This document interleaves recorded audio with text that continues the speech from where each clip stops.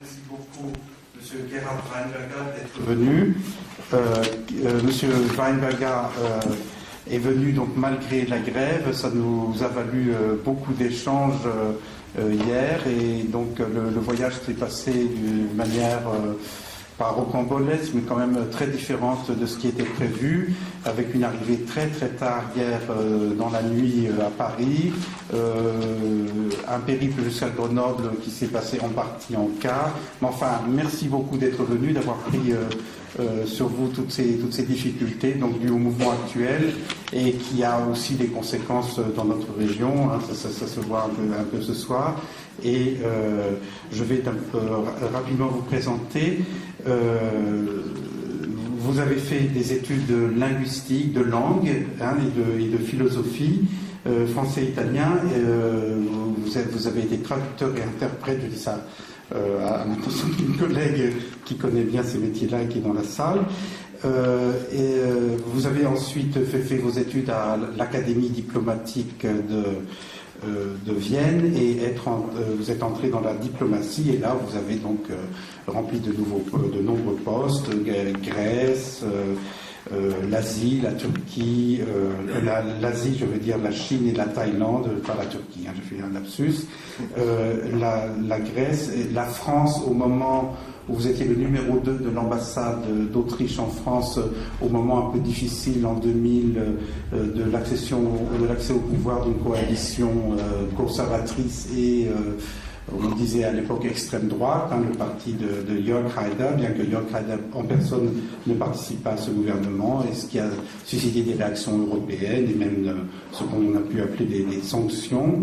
Et ensuite, vous avez poursuivi, vous avez été ambassadeur en Afrique, au Sénégal, responsable de 8 pays africains, parce que l'Autriche n'entretient bien sûr pas des ambassades, je vais le dire rapidement, dans tous les pays du monde, c'est un pays relativement petit. Et parallèlement, vous êtes un infatigable travailleur, auteur donc d'articles de sciences politiques sur l'Autriche, et puis récemment auteur d'un doctorat en philosophie, donc à l'université de Paris X Nanterre. Donc un grand intellectuel et un grand diplomate.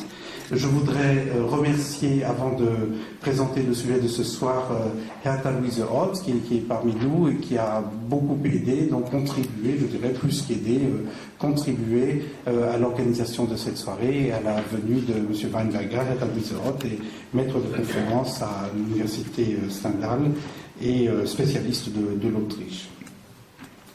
Alors, pour présenter l'Autriche très rapidement, je dirais que c'est un pays paradoxal, on pourrait le dire bien sûr de beaucoup de pays, mais pour l'Autriche, je crois que l'expression s'impose presque. L'Autriche a été un très grand empire, un empire très important, jusqu'en 1918, et est devenu un petit pays. Un pays qui aujourd'hui est petit, c'est un pays de 8 millions d'habitants, donc la taille de la Bulgarie, et moins, par exemple, si on fait des comparaisons avec un voisin, que le Land de Bavière, hein, qui lui compte 50% de plus d'habitants, 12 millions et demi d'habitants. Deuxièmement, l'Autriche était traditionnellement, par rapport au monde, traditionnellement, disons, en tout cas pour le 19e et la première moitié du 20e siècle, le parent pauvre du monde germanique, un pays plutôt pauvre, plutôt en retard, et aujourd'hui c'est l'un des pays les plus prospères d'Europe, hein, devant les pays scandinaves, je suis allé vérifier, devant la France et l'Allemagne, bien entendu. Hein. Jusqu'à la fin de la guerre froide, jusqu'en 90, l'Autriche était un pays neutre et connu pour sa politique sociale et une grande politique politique étrangère d'ouverture aux pays non alignés. On célèbre le 100e anniversaire de la naissance du grand chancelier d'après-guerre, Bruno Kreisky, qui porta cette politique, et donc pays de la modération et du compromis social. Et puis depuis 2000, l'Autriche représente au contraire une politique plutôt néolibérale. Et après avoir adhéré à l'Europe il y a 15 ans, donc c'est à propos de cette adhésion que nous avons organisé cette soirée, il s'est mis en place 5 ans après cette adhésion, en 2000, une coalition qui a exposé le pays aux sanctions. Nous avons eu récemment une petite rechute, nous l'avons vu avec les élections dans la capitale de Vienne, où un parti, donc l'ancien parti de Haider, a obtenu 26% des voix, donc en gros le quart des voix. Cela dit, cette fois-ci, cela a fait beaucoup moins de bruit. Pourquoi? Parce qu'on a des évolutions similaires dans de nombreux pays européens. Et cette fois-ci, il est difficile de dire que l'Autriche fait de ce point de vue-là bande à part. Donc nous allons parler de tous ces sujets aujourd'hui. Où en est l'Autriche et quelle est sa position actuelle dans l'Union européenne? Donc je vous cède volontiers la parole, M. Weinberger. Merci. Merci à vous. Merci aussi à Mme Roth. Merci à vous d'être venu. Évidemment, c'est beaucoup trop d'honneur de me donner le grand intellectuel et le grand diplomate. Je ne sais pas si je suis intellectuel, je suis peut-être diplomate. Mais de toute façon, merci beaucoup de m'avoir invité. Vous avez déjà entendu que la France est un pays qui ne m'est pas totalement inconnu. Donc, j'avoue que j'aime bien revenir pour une raison ou pour une autre, même si c'est dans des conditions, comme cette fois-ci, c'est un petit peu, mais pas difficile, c'était intéressant. Et j'avoue d'entrée de jeu, j'ai été 5 ans et demi à Paris, et j'étais souvent à Paris en France, et en enseignais à Lyon d'ailleurs, une ville un peu rivale de Grenoble. J'ai enseigné l'allemand quand j'étais beaucoup plus jeune. Et malgré toute ma francophilie, j'ai jamais compris, au fond de moi, dans les tréfonds de mon cœur, j'ai jamais compris le sens, au fond, de cette crédiculture. Tout simplement, j'ai essayé de comprendre, toujours, mais ça m'est resté étranger. C'est une remarque préliminaire. Je voudrais... je vais d'abord essayer de ne pas être trop long. Je voudrais commencer peut-être avec quelques expériences personnelles, parce que quand même, on compare 15 ans pendant lesquels l'Autriche et son rapport au monde et à l'Autriche a changé. Ça, c'est clair. Je voudrais d'abord commencer avec quelques expériences personnelles et presque un peu privées. Puis brosser un petit tableau sur la réalité économique, ce qui a changé économiquement dans ces 15 années, ce qui va m'amener à vous ennuyer un petit peu avec quelques chiffres, pas trop, mais quelques-unes quand même, pour y opposer un petit peu une réalité politico-économico-sociale sur quelques grands dossiers qui sont importants et qui étaient importants pour l'Autriche. Peut-être toucher brièvement à la perception des Autrichiens de tous ces développements, qui est effectivement, qu'on peut dessiner comme un peu paradoxal. Et peut-être à la fin, si on a le temps, essayer de faire une réflexion avec vous sur quelques perspectives et des analyses générales de la position de l'Autriche aujourd'hui dans l'Europe et dans le monde. Donc personnellement, vous avez déjà entendu un petit peu mon cursus professionnel. Au moment de l'entrée de l'Autriche en 1995, j'étais directeur adjoint de la direction d'Asie, parce que je revenais d'Asie justement, et j'ai vécu un changement que j'ai trouvé déjà à l'époque assez incroyable, parce qu'on n'avait pas du tout cette habitude de participer à des réunions de ce genre, spécialisées, avec des collègues qui savaient beaucoup plus que nous, évidemment, les Français, les Allemands, les Anglais avaient beaucoup plus d'expérience. Et ça m'a ouvert tout simplement un autre horizon, presque un autre continent. C'était donc la première expérience personnelle. Après, à Paris, on reviendra certainement dans la discussion, mais déjà à Paris et encore beaucoup plus à Dakar, il y avait, sauf évidemment cette période, cette expérience, une expérience à l'étranger, parce que c'est ça aussi qui est intéressant. Il y a des conséquences de notre adhésion à l'Union européenne en Autriche, mais il y a aussi des conséquences quand vous vivez en tant qu'Autrichien à l'étranger. Là, c'est évidemment, surtout à Dakar, plus qu'à Paris, il faut le dire, parce que j'étais dans une autre position, un vrai sentiment de solidarité entre les ambassadeurs de l'Union européenne. Chaque fois que quelqu'un d'entre nous avait un problème sérieux avec les autorités, c'était mon cas une fois, c'était le cas d'autres aussi, il était clair qu'on se réunissait et qu'on discutait qu'est-ce qu'on peut faire pour aider, ou au moins donner le bon conseil, mais surtout aussi intervenir discrètement, plus ou moins discrètement, auprès du ministre ou du président, pour dire écoutez, vous ne pouvez pas traiter ce collègue comme ça, on dit des choses de lui qui ne sont pas vraies. Enfin, on a montré une vraie solidarité. Et ça, c'est une expérience qui m'est restée. Et puisqu'on parle de Dakar, encore permettez-moi un mot, j'ai fondé là-bas avec des amis sénégalais et français, d'ailleurs, le centre de réflexion Europe-Afrique sur la prévention des conflits, dont je suis toujours le président, même si entre-temps on ne fait plus grand-chose. À l'époque, on développait des grands colloques sur la prévention des conflits. Qu'est-ce que l'Autriche, et en particulier l'Europe, peut faire pour aider les Africains, notamment les Africains de l'Ouest, pour que les conflits n'éclatent pas, pour qu'ils soient réglés en amont. C'était des réunions assez importantes avec des conséquences, des recommandations jusqu'au président. Les divers présidents se sont intéressés à ça. Et le fait que j'étais président, ce n'était pas seulement parce que j'avais d'abord l'idée avec d'autres, mais c'est qu'ils ont dit, dans cette situation-là, il n'y a que quelqu'un comme toi, un Autrichien, qui peut être président, parce que vous êtes membre de l'Union européenne, évidemment, première condition. Deuxième condition, vous êtes un pays neutre de toute façon dans le sens général du terme. Vous n'avez pas en Afrique c'est important, vous n'avez pas de passé colonial. Ça peut être un désavantage dans certains contextes. Mais dans ce contexte-là, pour monter une organisation comme ça, c'était de toute évidence un avantage. Voilà. Et maintenant, aujourd'hui, et j'en parlerai peut-être dans la discussion, je m'occupe en particulier, je suis à la direction générale de la coopération, et je m'occupe en particulier de tout ce qui est humanitaire. Et là, c'est évident, mais je ne vais pas vous ennuyer trop avec ça.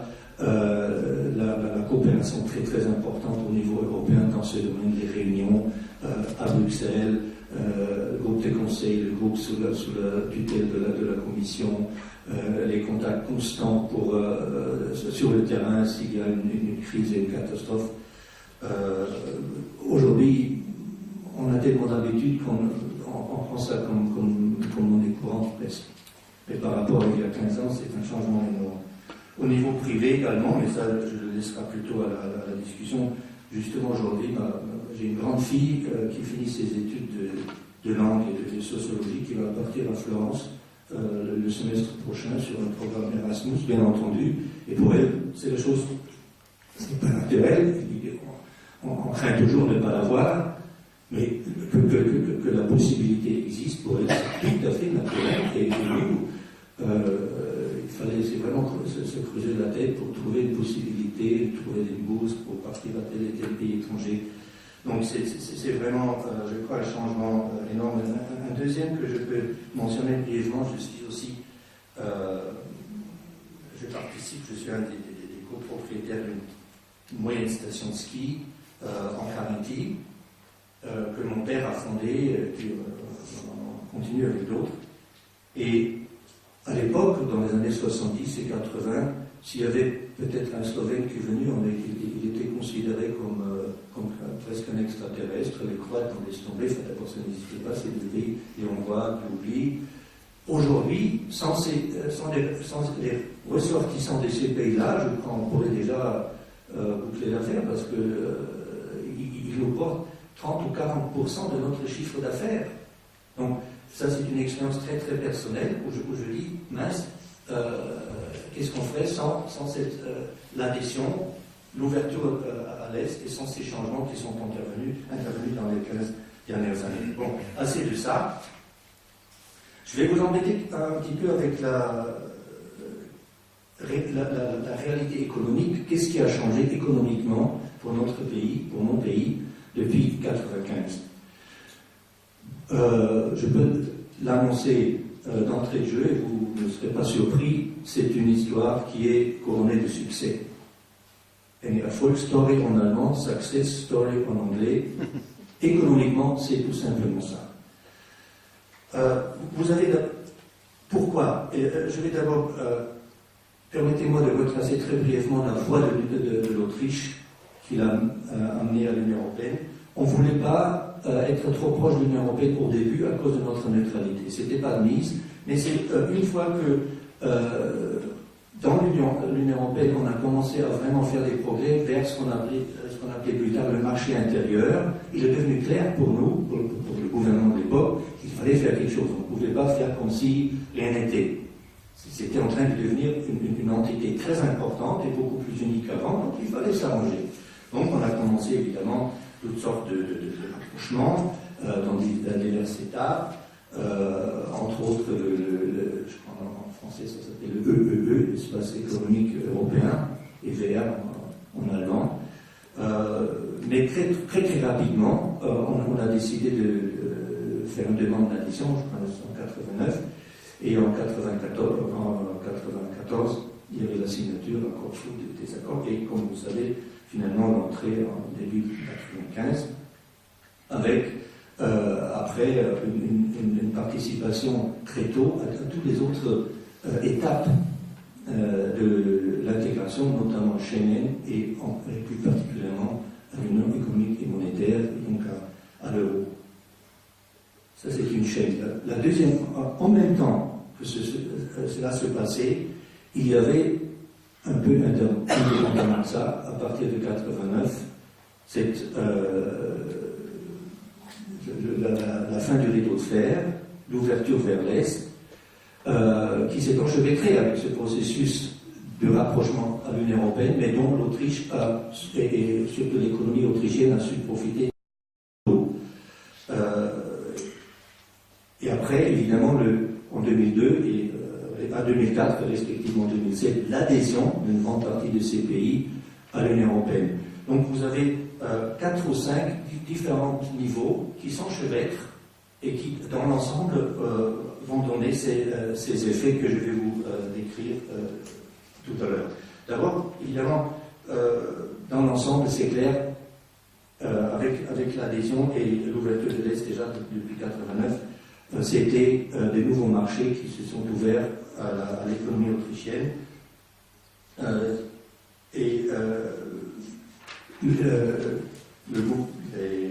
L'économie autrichienne, les hommes d'affaires ont profité très très tôt. Si on fait un petit peu le distinguo entre ces 4 différents types d'intégration pour nous, il y a d'abord l'ouverture à l'Est en tant que telle, sans Union européenne, selon, je lis un petit peu d'un travail qui vient de sortir de l'Institut de recherche économique autrichien sur les effets économiques de 15 ans d'adhésion. Évidemment, je ne vais pas aller chercher moi-même les statistiques, je profite que d'autres le font beaucoup mieux que moi. Rien que donc l'élargissement de l'Est pour l'économie autrichienne nous a donné une croissance du PIB, du produit intérieur brut, de 0,2% par an, supplémentaire, rien que ça. Et plusieurs milliers d'emplois par année, c'est le calcul.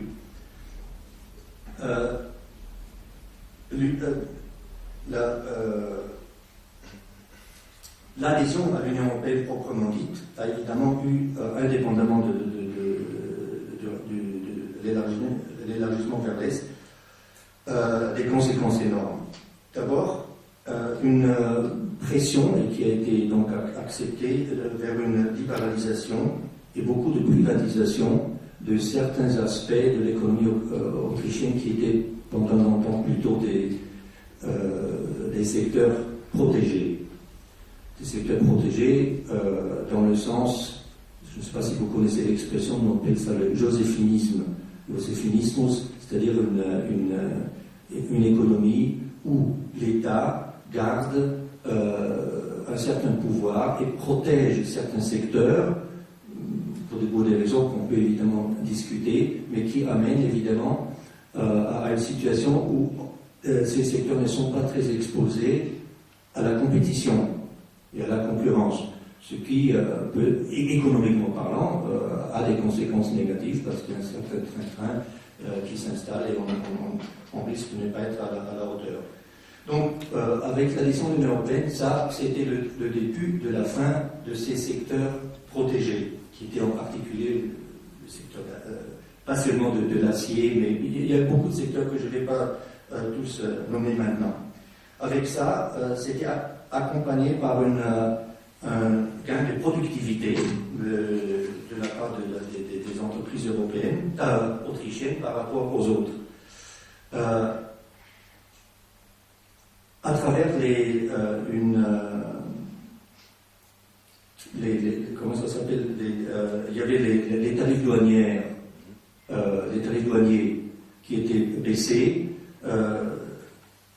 Ça nous a amené également un certain pourcentage supplémentaire de croissance de PIB à travers les exportations. Autre conséquence très importante économique, c'est évidemment pour les régions pauvres. Vous connaissez certainement le système des subventions régionales, notamment pour les régions de Objectif 1, ça s'appelle, n'est-ce pas, Ziel 1, pour lequel on avait un seul en Autriche, c'était le Burgenland, une région qui était particulièrement pauvre.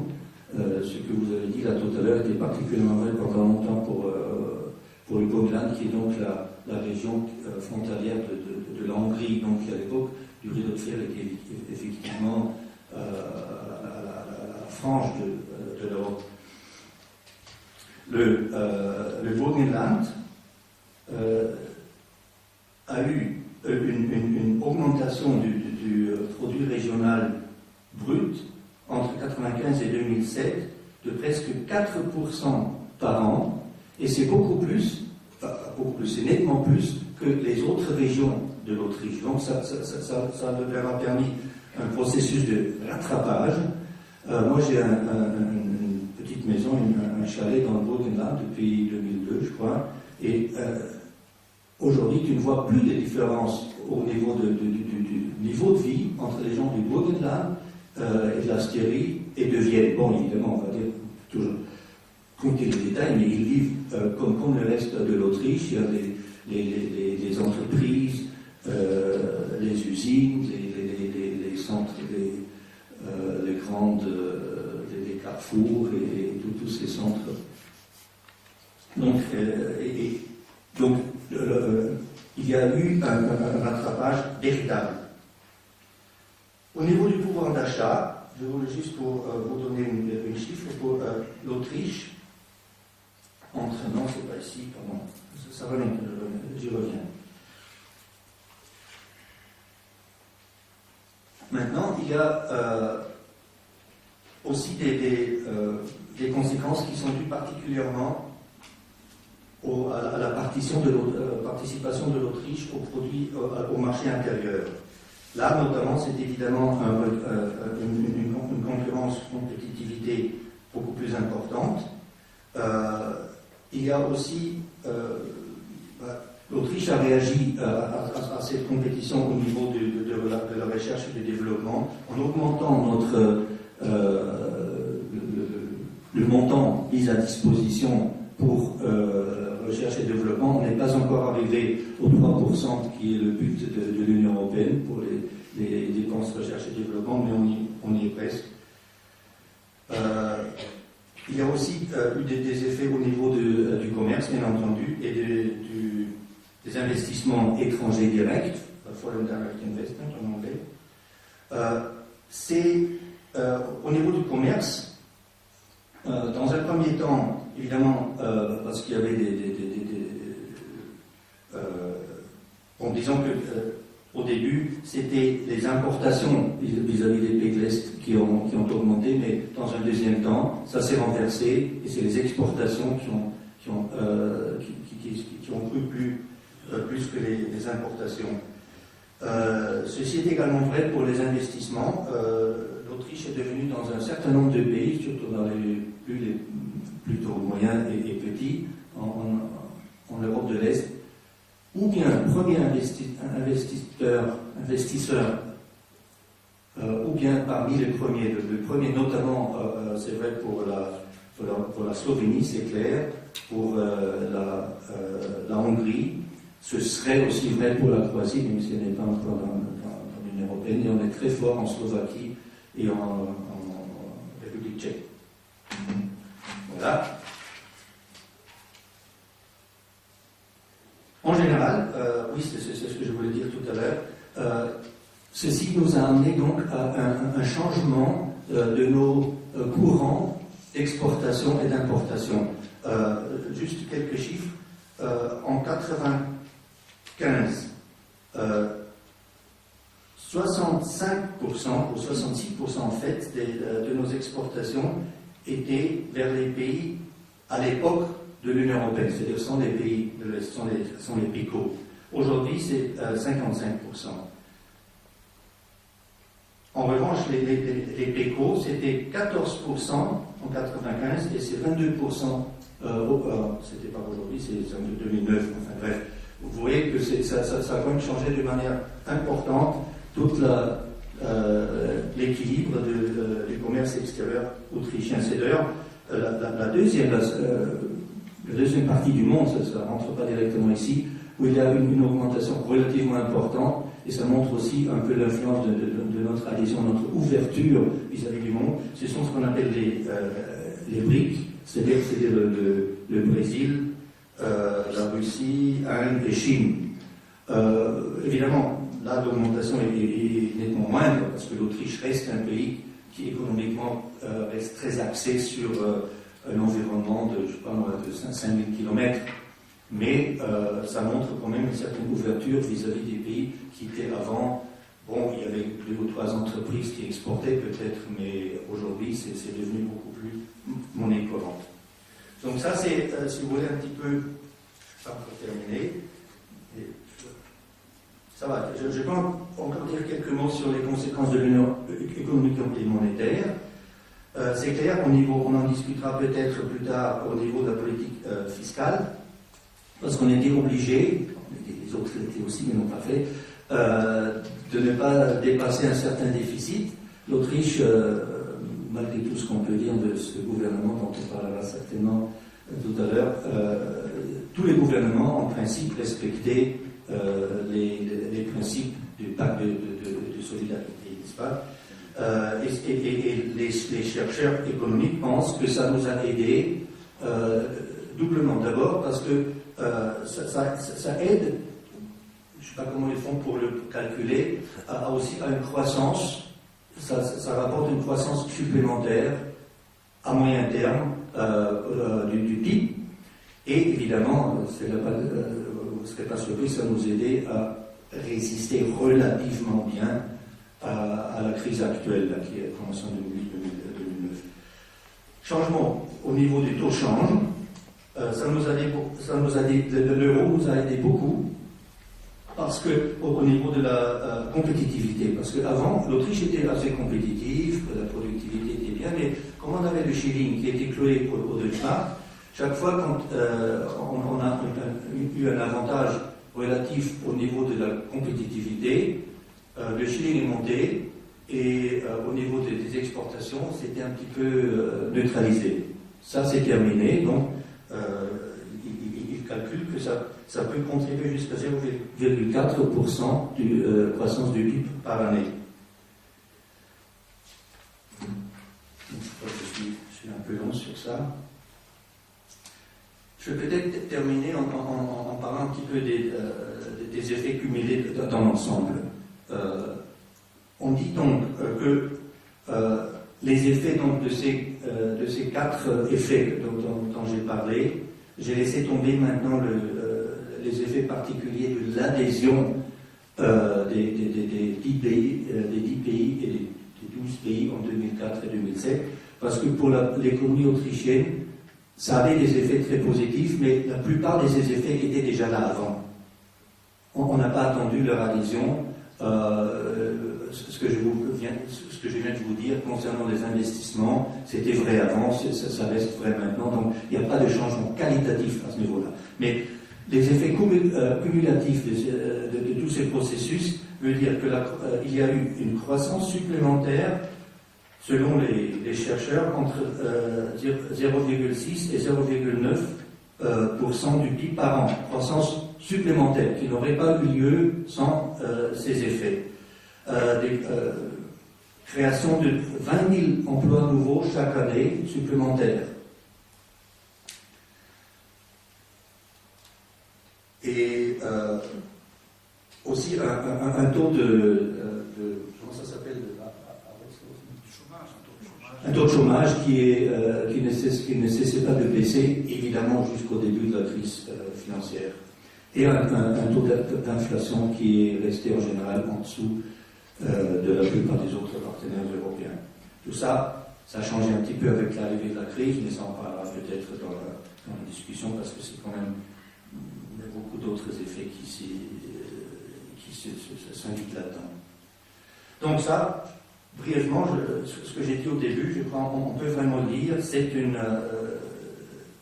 histoire purement économiquement, il n'y a pratiquement pas de côté négatif. Ça viendra maintenant.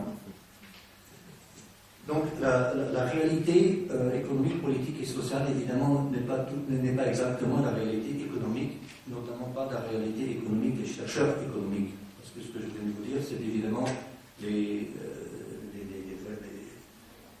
ceux qui interprètent les statistiques surtout. On avait espéré au niveau de la politique économique que notre entrée dans l'Union européenne va un peu diminuer notre dépendance économique de l'Allemagne. C'est vrai, et en même temps c'est pas vrai. C'est vrai au niveau commercial, c'est vrai que la part des exportations avant de l'Allemagne elle-même, qui était 40% des exportations autrichiennes, allaient vers l'Allemagne. Dans les 15 ans depuis, ça a été réduit, ce n'est plus que 30%. Donc c'est déjà ça, on va dire. De notre côté, à cause de la beaucoup plus grande libéralisation de tous les secteurs, si vous regardez la structure de l'économie autrichienne aujourd'hui, elle est au niveau des propriétaires, elle est encore beaucoup plus sous contrôle allemand qu'avant. Je n'ai pas les chiffres sous la main, mais tout le monde me l'a dit, et il n'a qu'à voir deux cas.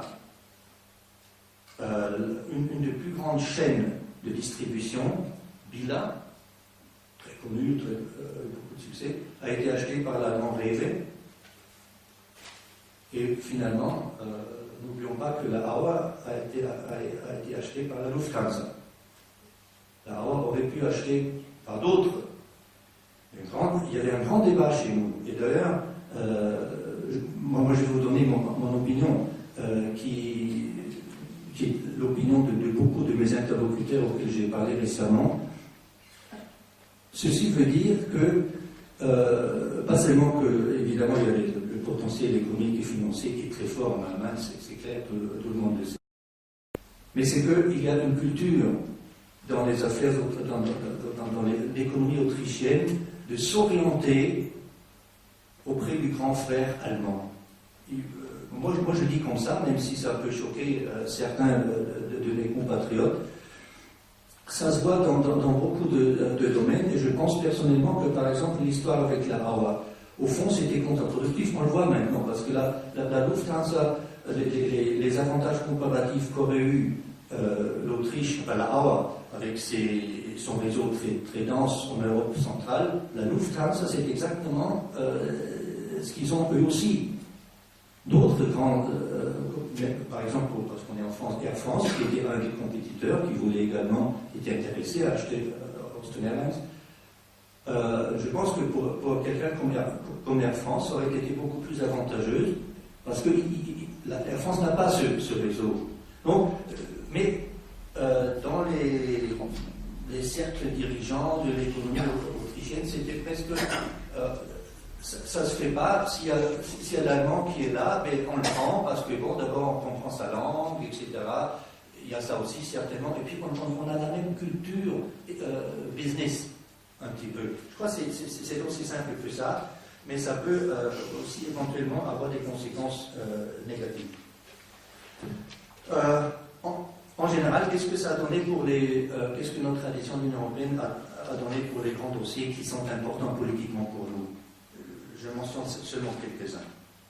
Politique nucléaire. Vous savez qu'on était toujours un petit peu en marge par rapport à la plupart d'autres pays, parce que depuis notre référendum négatif, l'Autriche poursuit une politique anti-nucléaire, ou sans nucléaire zéro, pas de centrale nucléaire, etc.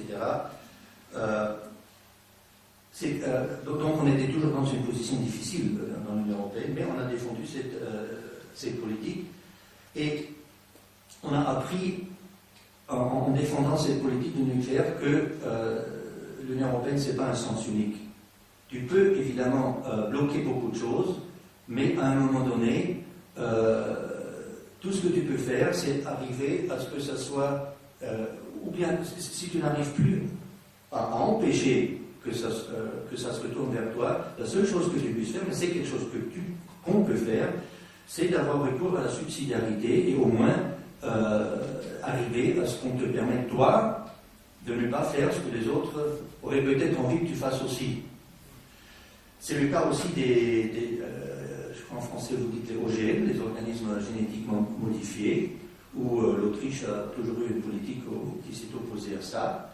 Il y avait une forte pression, vous avez peut-être parmi vous quelques-uns qui ont suivi ça, de la part de certains pays et notamment de la Commission, de vouloir obliger les pays membres de l'Union européenne de cultiver, d'accepter les OGM. Et finalement, c'est d'ailleurs tombé récemment, une décision, entre autres, sous la pression de l'Autriche, avec l'aide, l'Autriche a contribué à ça, à ce que ici, le principe de subsidiarité soit accepté, et la Commission dit finalement, faites comme vous voulez, faites comme bon vous semble. Autre dossier important pour nous, c'est tout le problème de transit.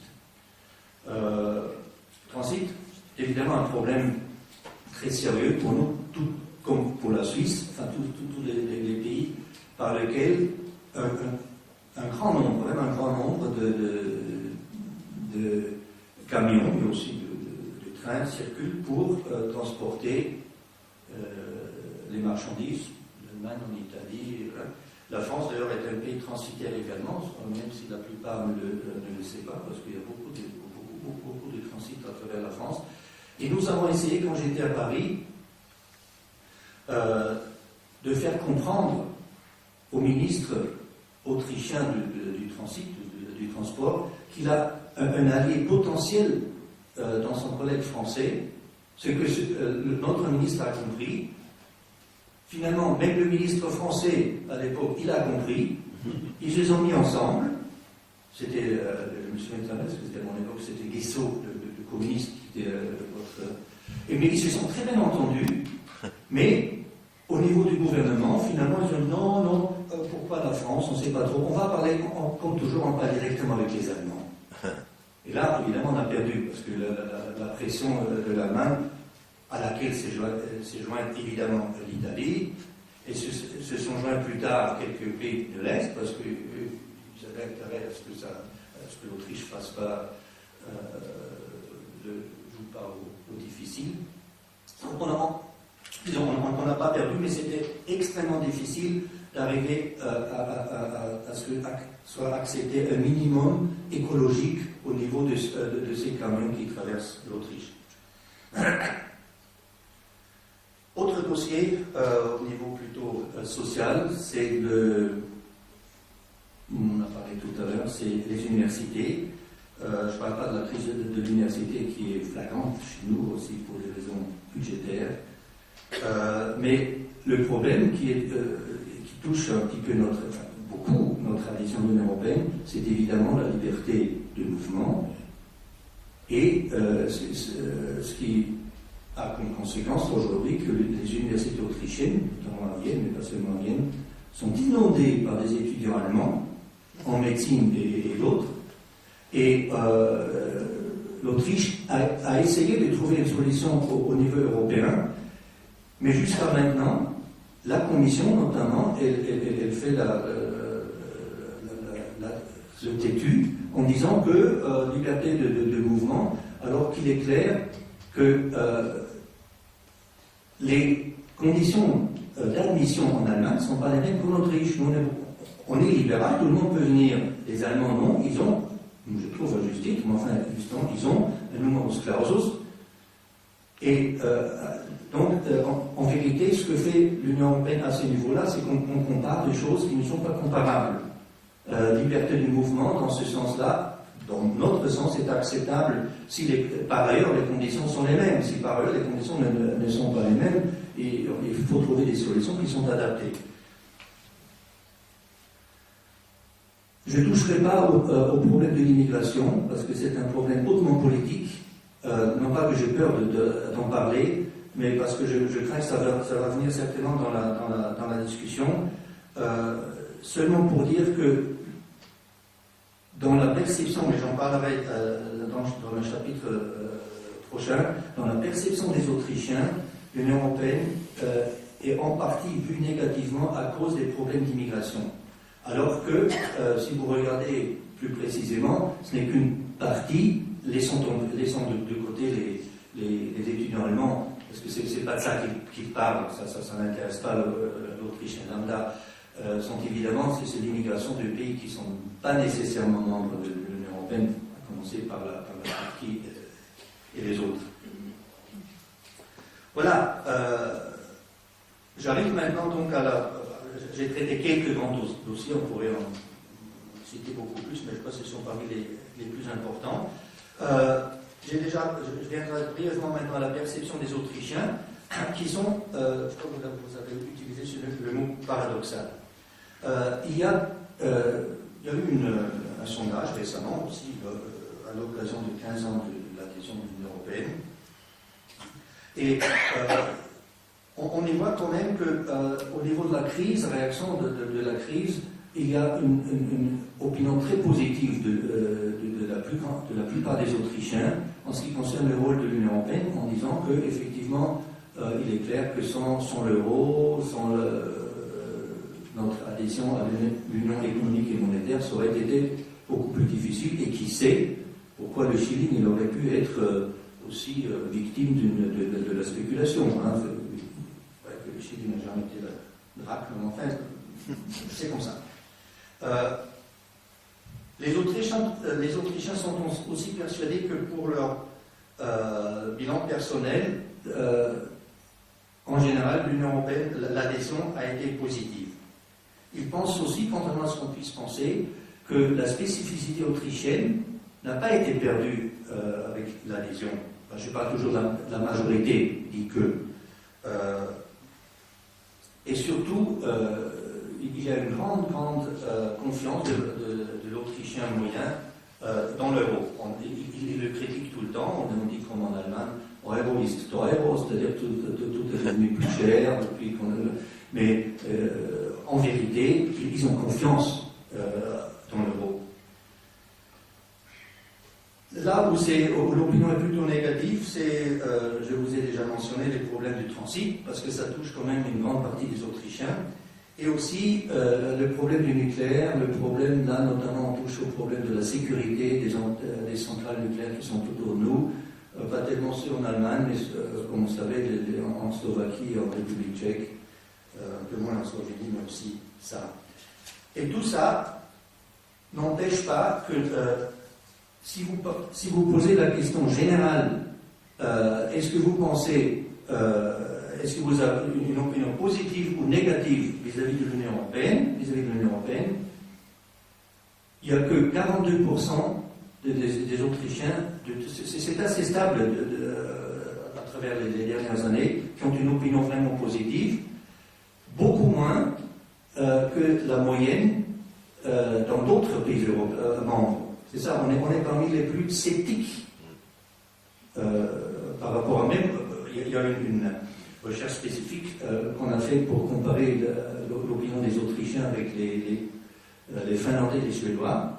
Et voilà, c'est un peu surprenant, mais pour moi, que les Finlandais, on pouvait s'y attendre, mais aussi les Suédois sont beaucoup moins sceptiques vis-à-vis de l'Union européenne en général et son rôle et le rôle du pays, de son propre pays dans cette union que les Autrichiens. Voilà pour la perception. Je voudrais peut-être terminer en disant quelques mots sur la place.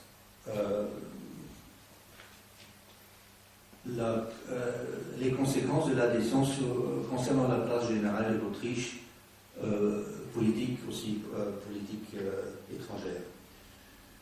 En général, on peut dire, et tout le monde est d'accord là-dessus, je le dis au début, l'Autriche est devenue un pays plus ouvert, économiquement, je vous l'ai déjà dit, mais aussi socialement,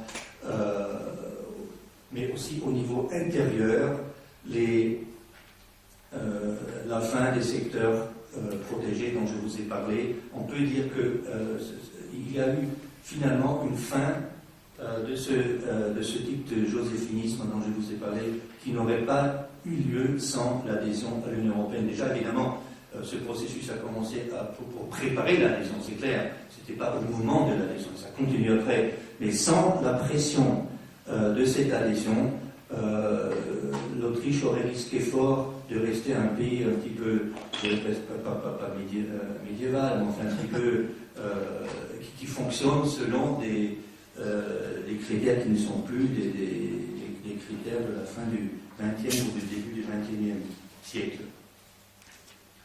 Au niveau de la politique étrangère proprement dite,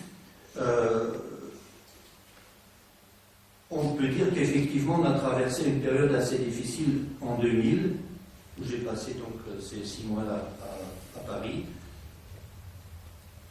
où on a compris que quand on est membre de l'Union européenne, on est membre d'un club, et on ne peut plus faire comme si rien n'était. Il faut, qu'on le veuille ou non, prendre en considération l'opinion des autres.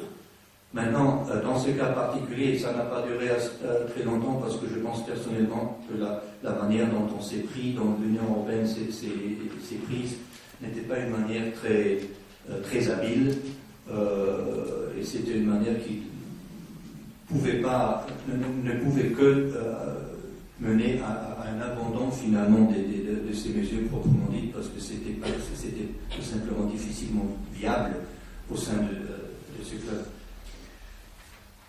Mais je pense qu'en général, les différents gouvernements autrichiens ont compris que je vous ai donné quelques exemples tout à l'heure, qu'on peut effectivement défendre ses intérêts beaucoup meilleurs si on sait jouer au sein du club, si on sait évidemment trouver des partenaires.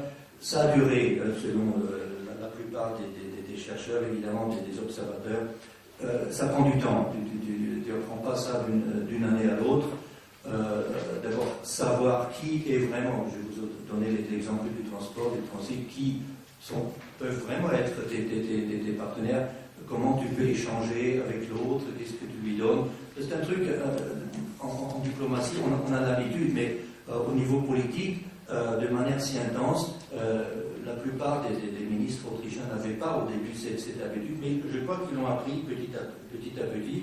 Les OGM sont un bel exemple que finalement on a eu gain de cause plus ou moins.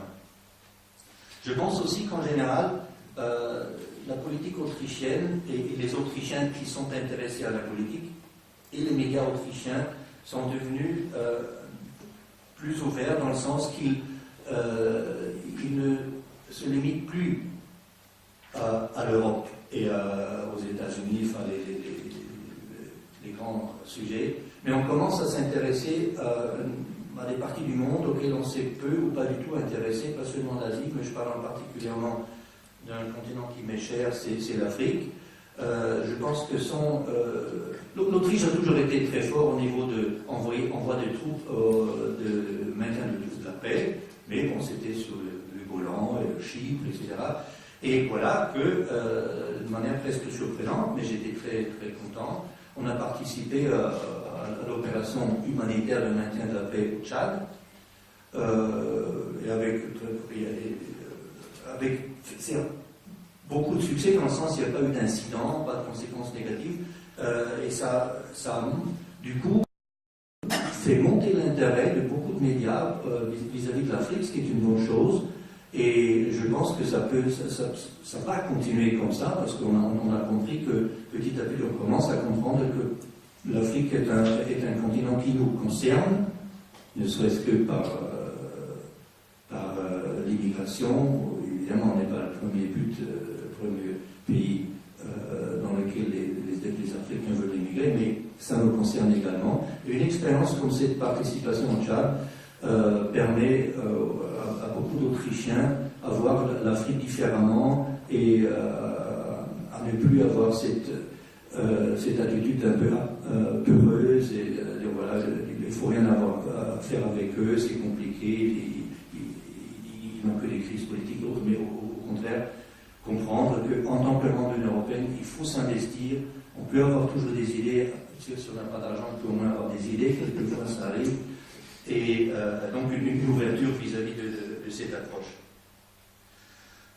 Donc je pense, globalement, je dirais avec un mot très connu d'un ancien secrétaire général du Parti communiste français, que le bilan de l'Autriche est globalement positif, je dirais même globalement très positif, et la question reste posée, bien évidemment, pourquoi, malgré ça, les Autrichiens, ou beaucoup d'Autrichiens restent tellement sceptiques. Ça veut dire, donc, à mon avis, mais je n'ai pas la réponse là-dessus non plus, que de toute évidence, la valeur ajoutée de l'Union européenne n'est pas reconnue, n'est pas assez peut-être connue parmi les Autrichiens, ce qui est dû, bien sûr, entre autres, aux médias, aux journaux, dont certains, comme vous savez, ou vous ne savez peut-être pas, sont extrêmement critiques vis-à-vis de l'Union européenne, ça joue, mais ce n'est pas l'unique explication non plus. Il y a quelque chose qui ne marche pas parallèlement entre le processus objectif, qu'on peut plus ou moins considérer comme objectif, et la perception qu'ont les Autrichiens de ce processus. Donc, je vous laisse avec ça, je vous remercie de votre attention et évidemment, je suis prêt à continuer cette discussion. Merci.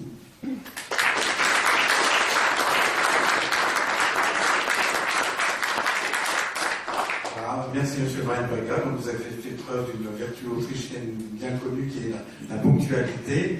Vous avez dit tout à fait l'exactitude, tout à fait exact, et ce qui nous laisse donc une bonne heure pour discuter, donc pour poser des questions, et à M. Weinberger pour y répondre. La parole est à la salle, et le microphone, voilà.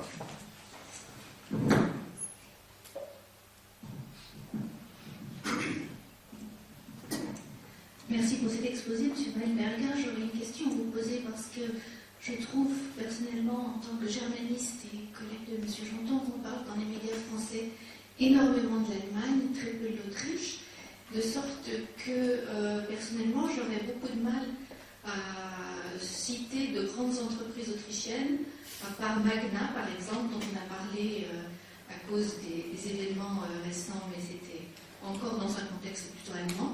Est-ce que vous pourriez nous donner un petit peu un éclairage sur les fleurons de l'économie autrichienne, des grandes entreprises autrichiennes? Merci. Je réponds tout de suite. D'abord, il faut dire en toute modestie que Magna est une entreprise canadienne.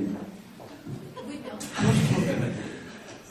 Fondée par un Autrichien, c'est vrai, mais qui a fait sa fortune au Canada, qui est revenu après et qu'il a d'ailleurs vendu et qui est devenu maintenant très riche parce qu'il a vendu sa participation à Magna. Mais c'est une entreprise, disons, canado-autrichienne.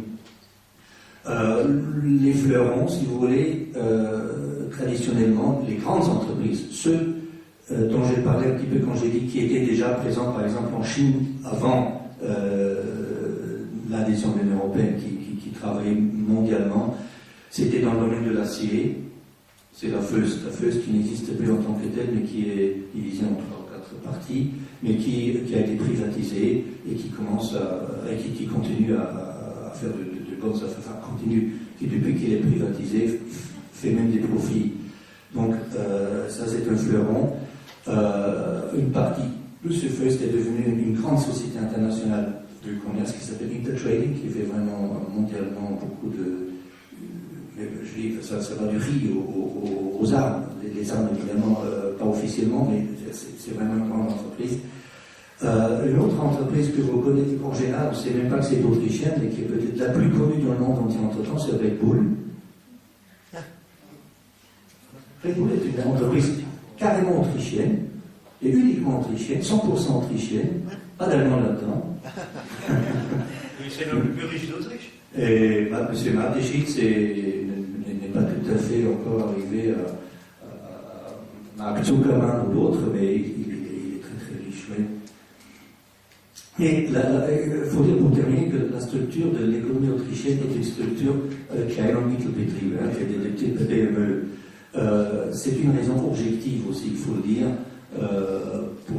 pour ce dicton qu'on dit en général la frontière de 1000 km autour de l'Autriche.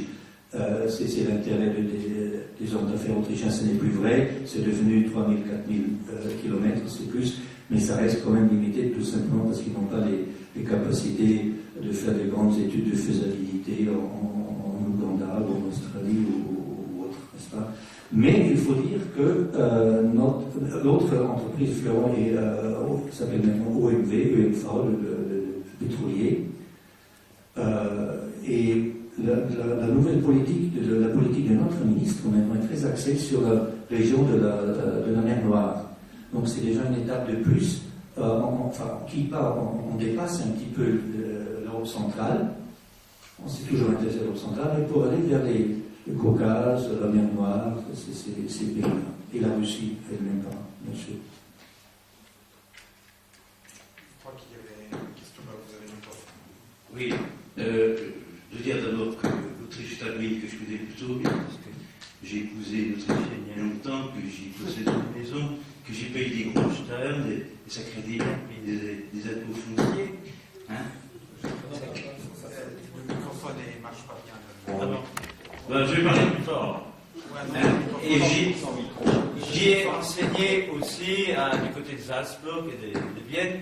Donc c'est un pays que je crois que je le connais bien. Je veux dire deux choses. La première, c'est que j'ai un peu la nostalgie de l'époque où la diplomatie autrichienne, c'était le chancelier Kreisky, jouait un rôle internationalement reconnu.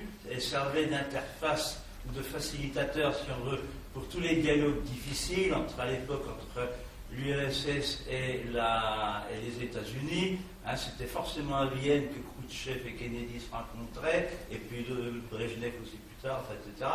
Le dialogue aussi entre Israël et la Palestine, voire, on le sait moins, entre les deux Allemagnes, à un moment donné. Hein, enfin, bref, l'Autriche jouait un très grand rôle international à l'instigation, il faut le dire, du chancelier Kreisky, qui a joué un très grand rôle. Il y avait même une plaisanterie en Autriche qui disait que l'Autriche est un pays bien trop petit pour un chancelier de cette surface. Hein, c'était la plaisanterie courante. Et bon, depuis, il semble que le rôle de la diplomatie autrichienne se soit quand même relativement affaibli par rapport à cette époque-là. Hein, je ne sais pas si vous avez des explications à donner pour ça. Et alors, une deuxième chose, vous avez fait état du scepticisme courant des Autrichiens par rapport à l'euro, je dirais même encore bien plus grand par rapport à l'Europe, et bien plus grand par rapport à l'euro. Hein, je pense que les politiques, d'une part, ont leur responsabilité là-dedans, qui ont une certaine tendance à pousser tous les problèmes vers Bruxelles, hein, et n'ont pas fait, je dirais, n'ont pas expliqué comme il aurait fallu le rôle de l'Union européenne, voire de la Commission européenne. Et puis il y a le rôle aussi de la presse. Hein, il y a peu de journaux qui défendent vraiment l'Union européenne. Il y a peut-être des presses, et puis en dehors de ça, il n'y a pas grand-chose. Il n'y a surtout pas la Kronenzeitung, hein, vous y avez peut-être fait allusion tout à l'heure, qui est globalement un grand sceptique, hein, rappelant que la Kronenzeitung a un tirage plus important que le plus important des journaux français, hein, je crois, avec Identité française. Donc il y a le rôle de la presse, et il y a le rôle des politiques pour expliquer ce scepticisme que je confirme. D'ailleurs, tous mes amis, et j'en ai beaucoup en Autriche, sont tous plus ou moins sceptiques vis-à-vis de l'Union européenne et de l'euro. Alors, je ne sais pas si vous confirmez cette sorte d'analyse. Oui, je vais peut-être commencer avec par rapport à Kreisky. Je suis moi-même un petit peu grandi politiquement sous son influence, et il vient de sortir, d'ailleurs, en préparant cette conférence, je ne l'ai pas mentionné dans la conférence même, un article d'un chercheur politique assez connu, Helmut Kramer, qui fustige la politique étrangère autrichienne actuelle en la comparant évidemment avec la période de Kreisky. Le titre, pour ceux qui parlent allemand entre vous, il dit Österreich ist international. C'est un mélange entre interweltlerisch et sous-national. Et il compare justement dans cet article, il nous parle évidemment de tout ce que Kreisky avait fait au niveau Est-Ouest, les Palestiniens, Gaddafi, il a utilisé tout le monde. Et aujourd'hui, effectivement, il y a très peu de choses qui se passent. Je suis évidemment, là je suis un petit peu, je dois redevenir diplomate. Je ne peux pas effectivement dire que c'est incomparablement plus mauvais que c'était à l'époque. On n'a plus personne qui sache vraiment faire de la diplomatie, c'est évidemment pas vrai du tout. Ce qui est vrai en revanche, je crois qu'on peut le dire, parce que c'est le centenaire quand même, le centenaire de la naissance de Kreisky, et ça a été un petit peu dans tous les journaux, y compris Die Zeit la semaine dernière, que Kreisky était une personnalité d'une stature particulière et pour lequel on n'a pas trouvé de remplacement. Il y avait, si vous prenez il le dit d'ailleurs là-dedans, il y avait le ministre Mock à l'époque qui était très axé vers l'adhésion et presque obsédé avec les pays balkans, notamment la Croatie. Vranitzky était un banquier qui a vraiment le grand mérite d'avoir tenu son parti, la social-démocratie, en laisse, pour ainsi dire, pour qu'elle soit comme un homme derrière pour le oui, pour l'adhésion au référendum. Mais c'était son point de vue, c'était pas non plus quelqu'un qui avait des visions, et c'est d'ailleurs lui qui disait, si quelqu'un a des visions, il faut aller voir le médecin, n'est-ce pas? Donc, il n'avait pas du tout la même largeur d'esprit, si je peux dire, je respecte beaucoup. Le reste, après, bon, climat, mais après, il y avait évidemment cette période de gouvernement Schüssel où les grandes initiatives de la part d'Autriche étaient un petit peu impossibles. Et après, on est rentré dans une période que je qualifierais, moi, personnellement, comme une période de la renationalisation générale des pays membres de l'Union européenne. Cette renationalisation, curieusement, est renforcée par l'adhésion des pays de l'Est, parce que, contrairement à ce qu'on puisse penser, sauf peut-être les historiens, les pays les plus importants, ne sont pas des Européens dans le sens déloirien du mot. Et dans les grands pays, les traditionnels, les membres fondateurs, je vois à peu près la même tendance.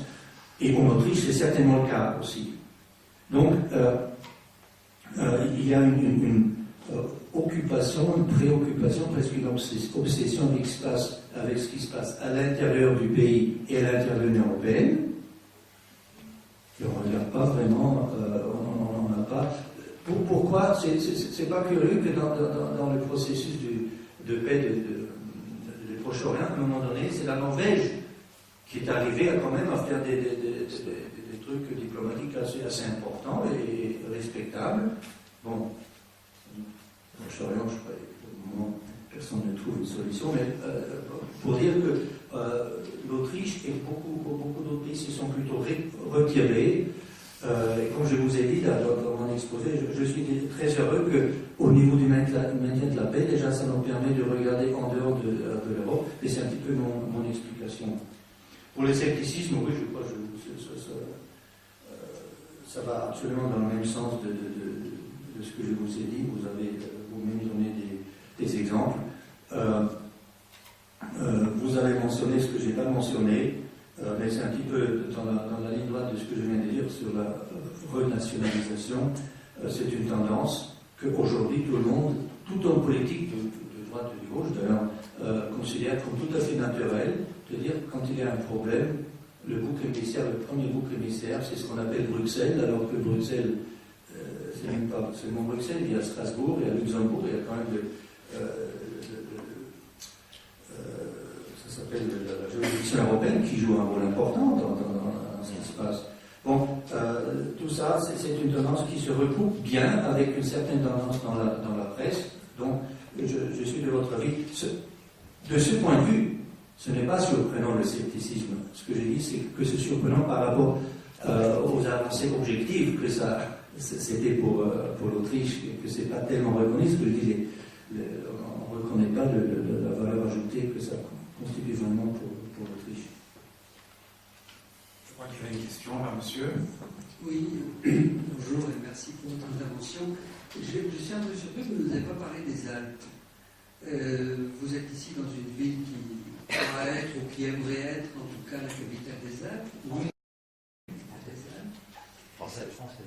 Alors des Alpes françaises, peut-être, qui est partenaire d'Innsbruck, qui est jumelé avec Innsbruck, etc.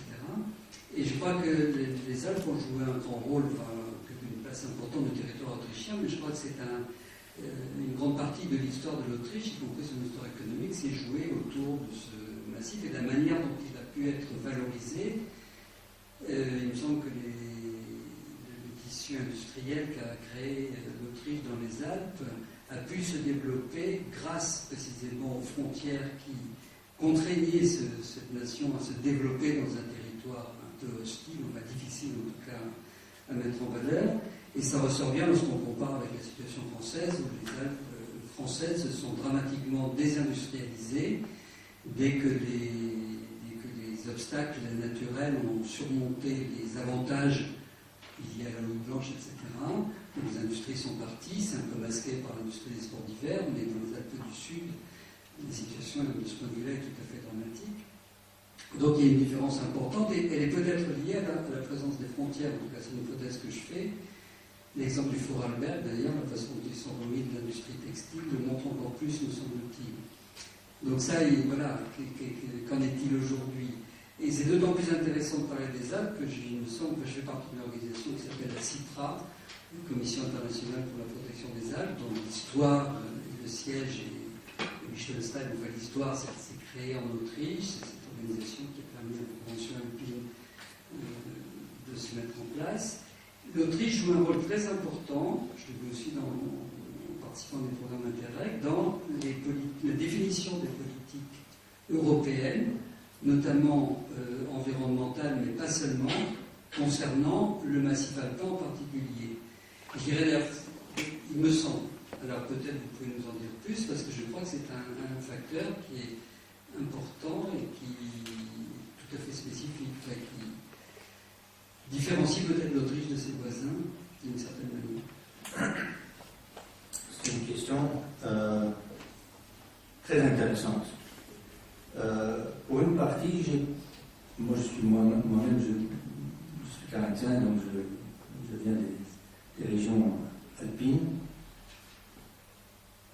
J'ai pas encore réfléchi de ce caractère alpin de l'Autriche dans les termes que vous venez de mentionner, c'est-à-dire au niveau des conséquences industrielles, au niveau de la valorisation qu'effectivement on a un environnement un peu ingrat par rapport à d'autres, donc on doit faire plus d'efforts que les autres, donc on devient, je ne sais pas moi, plus travailleur, plus discipliné, ce serait un petit peu la conséquence. Mais en perdant, la même chose a eu lieu en Autriche, toutes ces industries qui étaient liées à des ruisseaux, à des petits fleuves pour pouvoir produire de l'acier, c'est évidemment, ils ont perdu leur avantage comparatif.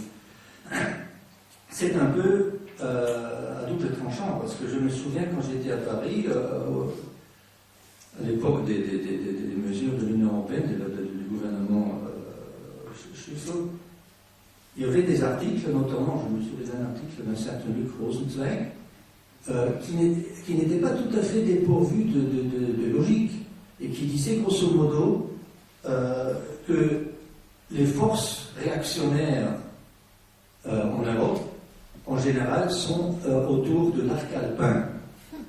Et il a lié ça à cette attitude que je partage, vous l'avez mentionné, on a évidemment, quand tu viens de ces régions-là, tu as une autre attitude vis-à-vis de l'environnement qu'un Parisien moyen.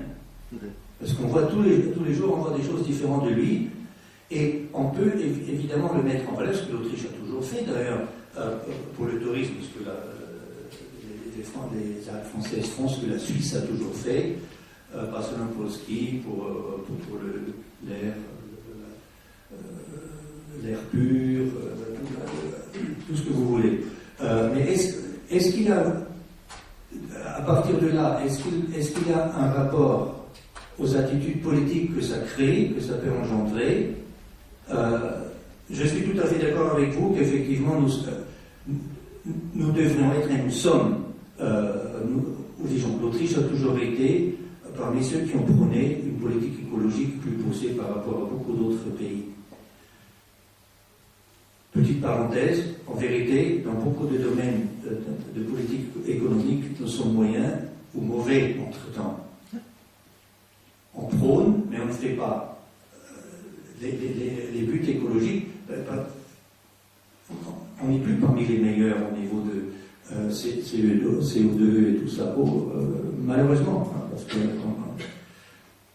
mais la question politique qui m'intéresserait, c'est qu'on pourrait évidemment explorer, c'est la relation entre une attitude politique et une attitude écologique. Moi, personnellement, ça me semble un peu exagéré. Parce que, bon, il y a des histoires, avec des exemples de l'histoire récente de l'Europe, ou aussi dans des régions plutôt plates, que ce soit dans le nord, en Allemagne, dans le sud, en Italie, en Espagne, il y a eu des mouvements qu'on peut tout à fait considérer comme réactionnaires. Donc, je trouve ça exagéré, mais je n'ai pas de réponse là, à ce niveau-là, sauf que je suis d'accord avec vous qu'il faudrait faire plus, tous ensemble, mais je vous ai mal compris peut-être. Oui, j'ai voulu dire le contraire, je crois que vous faites très bien. Alors c'est vrai qu'il y a... Non, je voulais dire, nous tous pouvons faire plus, de ceux qui vivent dans les Alpes. Oui, mais vous faites très bien. Enfin, vous avez un rôle de leader quand même, surtout de la définition des politiques environnementales ou des dispositions spécifiques des politiques s'appliquant à l'espace alpin. Vous avez joué un rôle très important dans la création de la Convention alpine et vous continuez à animer ce mouvement, par exemple, ce traité international, par exemple. Alors c'est vrai que vous abordez aussi cet aspect politique, si je peux dire, qui est paradoxal. Quand je vais souvent dans le Vorarlberg, ou en Autriche en général, pour des activités militantes, et c'est très frappant de voir que ce pays qui a développé une industrie extrêmement innovante, notamment par rapport aux bâtiments énergétiques, etc., les maisons passives, mais aussi par rapport à tous les composants du bâtiment, et à travers ça, une industrie qui est quand même assez florissante, c'est un territoire riche. C'est très curieux de voir qu'il est effectivement conservateur, extrêmement innovant et moderniste, et en même temps conservateur, politiquement conservateur à 98%. Alors ça, c'est une question. Ceci étant, je crois quand même que la grande différence, c'est ce que je voulais dire, entre l'Autriche et la France, du point de vue du développement des vallées alpines, c'est que l'Autriche était protégée par des frontières et donc a dû construire un État moderne malgré les obstacles géographiques. Et elle a bénéficié, je pense, de cette expérience lorsque les frontières se sont ouvertes, qu'elle a pu faire exploser l'industrie qu'elle avait créée, alors que chez nous, et c'est la même chose en Italie, du Sud en tout cas, les frontières étaient largement ouvertes, il n'y avait pas de frontières, et dès qu'il y a eu des obstacles, les industries sont parties dans la vallée, avec les habitants d'ailleurs les plus innovants, les plus porteurs de progrès. Donc là, je crois qu'il y a une différence très importante, et est-ce que, on se pose actuellement la question, puisqu'on parle de macro-région Alpes, par rapport à laquelle l'Autriche est très favorable, une macro-région européenne, est-ce que vous ne pensez pas que l'ouverture des frontières risque d'amener une dilution finalement de ce qui faisait la force peut-être de votre pays? Ça c'est évident. Vu comme ça, c'est évident. Ça commence déjà par le fait que au niveau de la protection des propriétés alpines, ça devient plus difficile au sein de l'Union européenne, parce que vous n'êtes plus totalement maître de vos sols. Le droit d'acquisition doit être adapté au droit européen. C'est une grande dispute dans le Tyrol. Mais petit à petit, ça va emmener à ça. Ma réponse générale à ça serait que autant je reste profondément européen, bien entendu, autant je pense, dans certains domaines, il y a quand même beaucoup à dire en faveur de comment ça s'appelle, le caractère petit. Small is beautiful. C'est l'Autrichien qui a inventé ce dicton, d'ailleurs, un des Autrichiens qui ont émigré, bien entendu, plus tard. Donc je crois que c'est les États-Unis qui ont inventé. Mais moi, je pense toute cette question de alpine, nous avons eu l'avantage d'être un petit État, et dans ce sens-là, je suis avec vous, les frontières, ça nous a permis tout simplement, tu as une autre manière de penser quand tu es un petit habitant, ressortissant d'un État relativement petit, tu penses différemment sur beaucoup de choses. Mais comment le résoudre? On ne veut quand même pas quitter l'Union européenne, ce serait un peu exagéré de faire que pour ça, d'autant plus qu'on a besoin des touristes européens qui viennent quand même faire du ski dans notre station de ski. Non, mais en général, oui, je pense que vous avez tout à fait raison de mentionner ce problème. Je vais juste dire que l'Autriche se considère volontiers comme le porte-parole des petits pays en Europe. Est-ce qu'on peut dire ça? Enfin, ça apparaît dans la presse en tout cas. Oui, c'est... Je pense que beaucoup d'amis, surtout des voisins plus grands que nous, veulent nous pousser dans ce sens-là. Et il y a une tentation de le faire. Je pense, de l'autre côté, et j'aurais dû le dire à la fin de mon exposé, que parmi les choses qui n'ont pas marché, mais alors pas marché du tout, c'est une certaine volonté de la politique autrichienne de faire de Vienne une plaque tournante, et d'Autriche en général une plaque tournante, pour être le centre à partir duquel les intérêts des autres pays s'élargissent vers les pays de l'Est, et de devenir nous-mêmes un centre reconnu pour cristalliser les intérêts de nos petits voisins de l'Est. Il y a toutes sortes de tentatives, Visegrad et le nouveau Regional Partnerschaft, ce genre de choses. En vérité, ça n'a mené à rien parce que l'Union européenne et l'Union européenne, ces pays-là n'ont plus du tout eu besoin de l'Autriche pour défendre leurs intérêts. Au niveau économique, après c'est une autre chose, la taille en général, les intérêts sont, si on regarde plus près, trop divergentes pour pouvoir dire tout simplement ça c'est un bloc. Ce bloc ne s'est pas créé. Il y a des facilités peut-être de trouver plus facilement un accord sur un sujet particulier entre l'Autriche et la Slovénie et la Hongrie parce qu'on est voisins, on se connaît bien. Mais c'est très relatif, je crois, finalement, c'est les vrais intérêts qui comptent, et la création d'un bloc, de toute façon, avec ces pays-là, à mon avis, a échoué. Il y avait une question, monsieur. Bonsoir.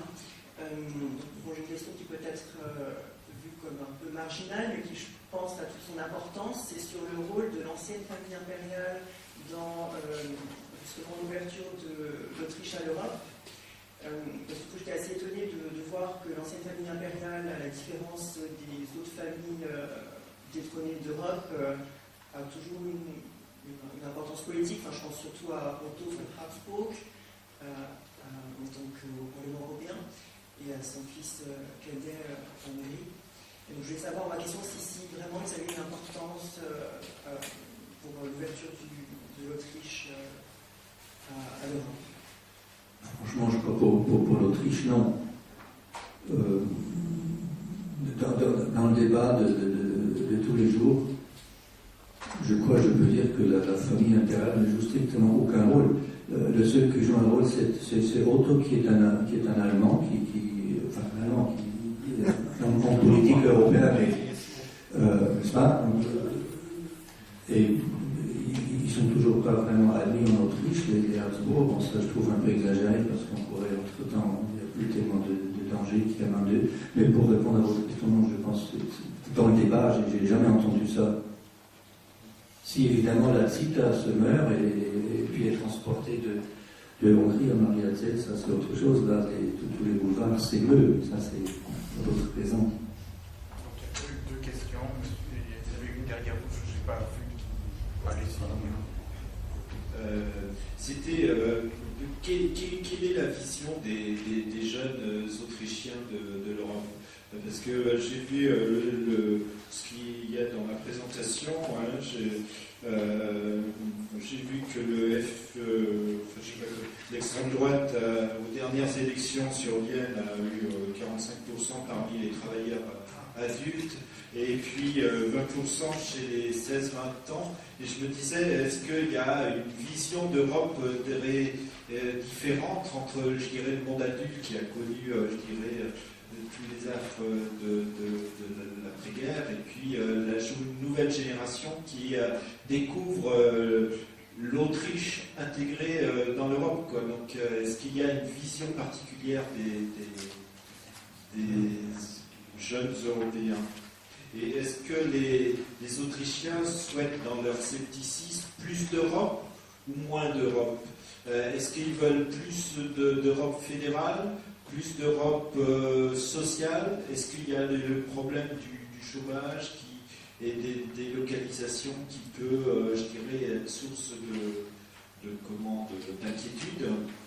Et puis, est-ce que d'intégrer toute la machinerie bruxelloise, strasbourgeoise, c'est-à-dire le mécanisme européen, est-ce qu'il est difficile à appréhender pour l'Autriche qui ont un grand passé derrière? Pour les jeunes, je ne pense pas que les jeunes ont une vision particulièrement négative ou particulièrement positive de l'Union européenne. Ce qui se passe, c'est qu'après 15 ans d'adhésion, les jeunes aujourd'hui, ils ont grandi dans une Autriche membre de l'Union européenne. Je crois tout simplement que pour eux, être membre de l'Union européenne et avoir tous ces avantages, c'est entendu, c'est normal. Et ils ne font pas de rapport nécessairement positif à cause de ça avec l'Union européenne. Ils vivent sans frontières, n'ont plus à prendre le passeport quand ils vont en Allemagne ou en Italie. Ils vivent avec l'euro, ils n'ont plus à penser au changement. Ils vivent, s'ils sont un peu privilégiés à l'université avec les programmes Erasmus, mais même au niveau des lycées, il s'est développé tout un réseau d'échanges entre écoles, etc., qui a toujours existé jusqu'à un certain niveau, bien entendu, mais qui s'est beaucoup intensifié. Donc je crois qu'ils prennent ça pour normal.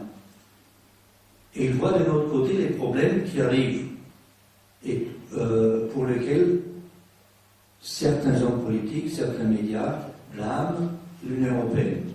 Je ne pense pas qu'ils suivent 100% cette route-là.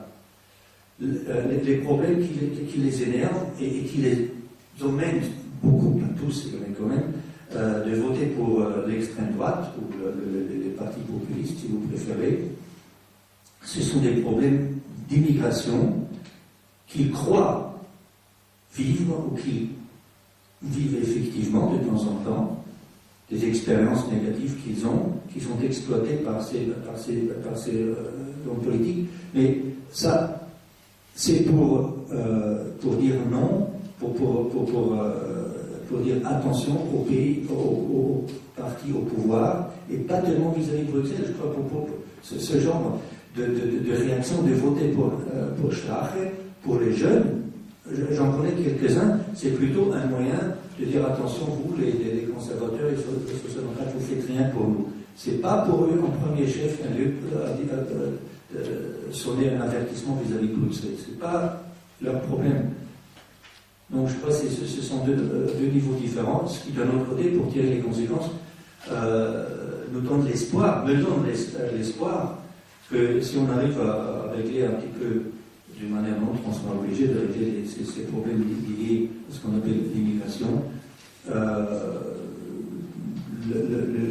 l'attraction de la part des pays d'extrême droite pour les jeunes va se diminuer, mais je ne vois pas un danger immédiat de se développer un anti-européanisme chez les jeunes plus accentué que ce que je vous ai dit. Là, le scepticisme que je vous ai mentionné, il n'est pas plus fort chez les jeunes que chez les anciens,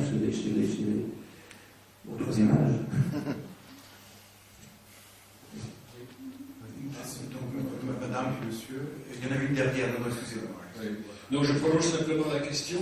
Est-ce que pour vous, cette extrême droite qui en progrès, pas seulement en Autriche, mais aussi dans l'ensemble de l'Europe, est-ce que vous pouvez nous en donner une analyse un peu plus précise? J'ai lu par exemple que pour les Autrichiens, le passé restait présent, sans parler d'Habsbourg, de la lutte des Habsbourg contre l'Empire ottoman, qui avait quand même un passé encore davantage présent en Autriche de ce côté. Ça pouvait être un des éléments d'explication de cette montée d'extrême droite, qui encore une fois est un phénomène européen. Oui, vous savez, ça c'est une question difficile, parce que j'ai mes idées sur la montée de l'extrême droite en Europe en général, mais là je ne suis vraiment pas un spécialiste. J'ai pas fait des analyses très très poussées et approfondies. J'ai vécu ce que j'ai pu vivre en Autriche, à commencer par la montée de Al-Qaïda jusqu'à la nouvelle montée de Strache. Ce que je dirais comme conséquence, c'est que contrairement à ce qu'on a dit longtemps, que cette montée de Al-Qaïda est due au fait que lui était un homme qu'on a considéré comme charismatique, qui était hautement intelligent, un joueur, très habile, etc. Donc une personnalité un peu hors du commun. Il voulait de lui-même toujours, il s'est toujours comparé à Kreski, hein, il avait cette vision d'être aussi un grand homme politique. Mais on voit aujourd'hui que même un homme, excusez-moi, mais vraiment très très moyen, comme M. Strache, peut avoir le même succès et pour les mêmes raisons. Ça veut dire tout simplement qu'il y a une vague de fond, un mécontentement qui est probablement plus important que ne veulent faire croire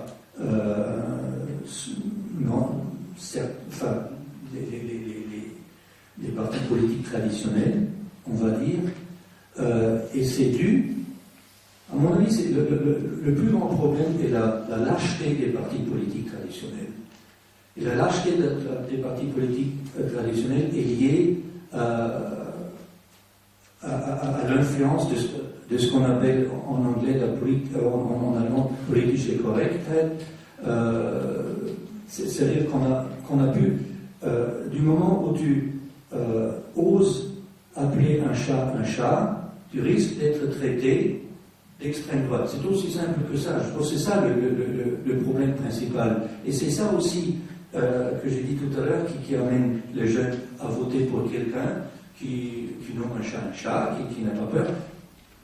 Dans le cas de Heider, il est allé plus loin parce qu'il a fait, mais c'était pour les vieux plutôt que pour les jeunes, allusion à certains, à l'histoire du national-socialisme, etc. Dans les discours de Strache, en fait, vous l'entendez beaucoup moins. Il a beau être, il était peut-être plus radical quand il était jeune, des trucs extrêmes, je ne sais pas, mais dans son discours, il est aussi radical que Heider, mais il évite de faire des allusions au national-socialisme.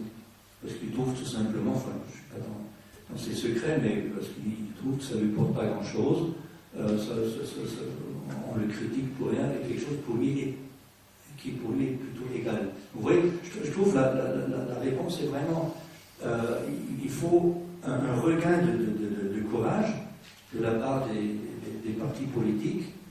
Sinon, ils vont. La prochaine fois, il y a des sondages internes chez les sociodémocrates et les conservateurs qui aujourd'hui, qui évidemment restent jamais internes, donnent dans les sondages le parti de Strache au niveau national à égalité avec les sociodémocrates. C'est pour tout dire. Triste perspective. Ouais. Madame, et puis après vous, monsieur.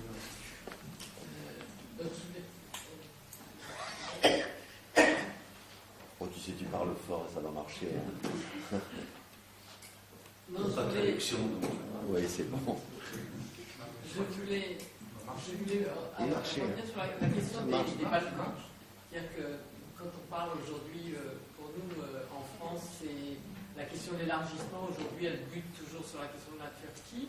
Donc, je ne sais pas si c'est aussi présent, si cette question-là, puisqu'elle fait effectivement entrer l'islam dans la question, dans le problème, est-ce que c'est aussi important en Autriche aussi?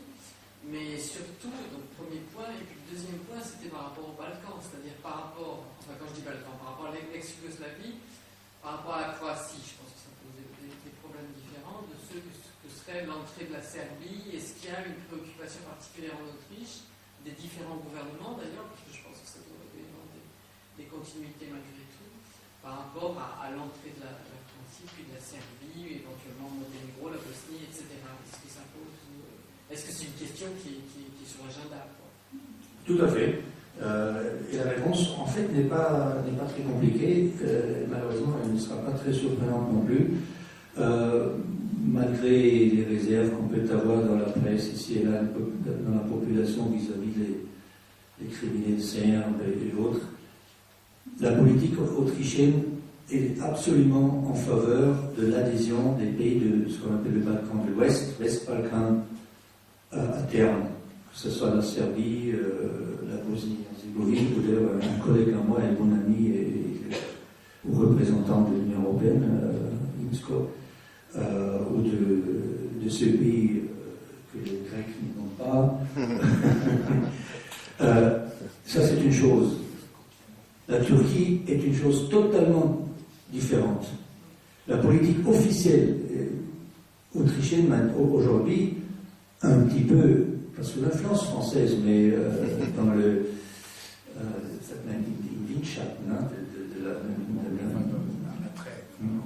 la tension peut-être de la politique française était de dire oui, d'abord il y a des discussions concernant l'adhésion, mais ils doivent être ouverts en ce qui concerne le résultat. C'est un très beau mot pour dire en vérité on ne veut pas de vous. Et la deuxième, c'est un petit peu comme le français également, que ça devrait être sujet à un référendum. Et un référendum sur l'adhésion de la Turquie, autant que je puisse prévoir dans les 10 ou 15 années, on connaît le résultat. Donc c'est même pas la peine de le faire. Donc deux choses tout à fait différentes. Les Balkans, oui, la Turquie, non. Je simplifie.